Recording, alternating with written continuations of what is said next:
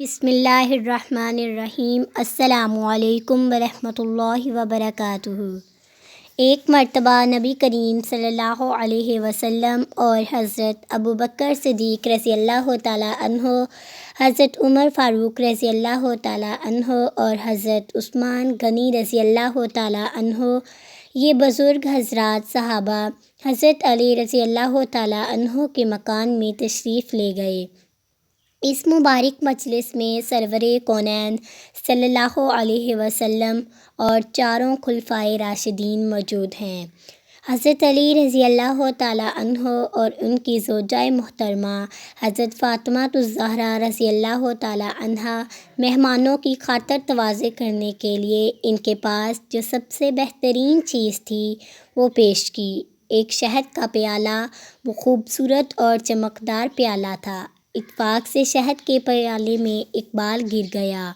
حضور اکرم صلی اللہ علیہ وآلہ وسلم کے دست مبارک میں جب وہ پیالہ آیا تو صلی اللہ علیہ وسلم نے ان حضرات کے سامنے وہ پیالہ پیش فرمایا اور ارشاد فرمایا، دیکھو اس پیالے کی خوبصورتی اور اس میں شہد ہے، اور اس شہد کے پیالے میں ایک بال پڑا ہوا ہے۔ ہر ایک اپنی اپنی طبیعت پر زور ڈال کر اپنے اپنے ذوق کے مطابق پیالہ اور بال کے متعلق اپنی رائے پیش کرے۔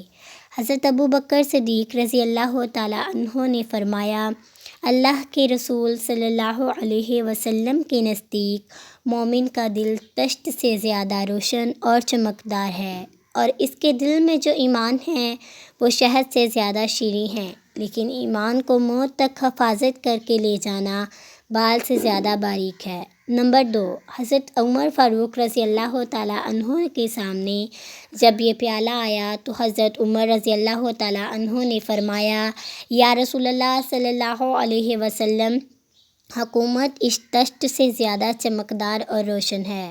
حکمرانی کرنا شہد سے زیادہ شیریں ہے، لیکن حکومت میں عدل و انصاف کرنا بال سے زیادہ باریک ہے۔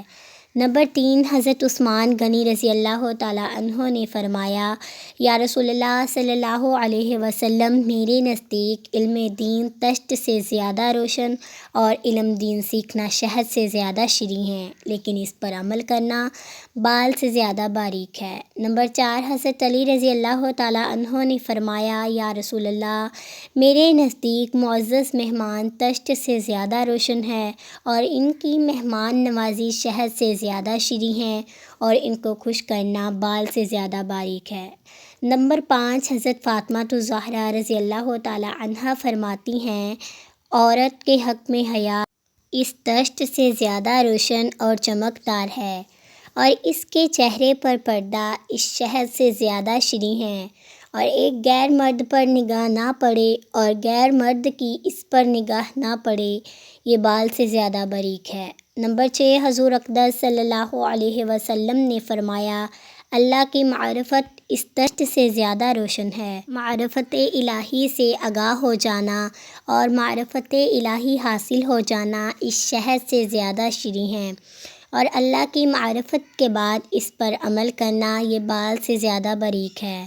نمبر 7، حضرت جبرائیل علیہ السلام نے فرمایا، میرے نزدیک راہ خدا طشت سے زیادہ روشن ہے، اور اللہ کی راہ میں اپنے جان و مال کو قربان کرنا، جہاد کرنا شہد سے زیادہ شیریں ہے، اور اس کے بعد فرمایا، اس پر استقامت یعنی موت تک راہ خدا میں چلتے رہنا بال سے زیادہ باریک ہے۔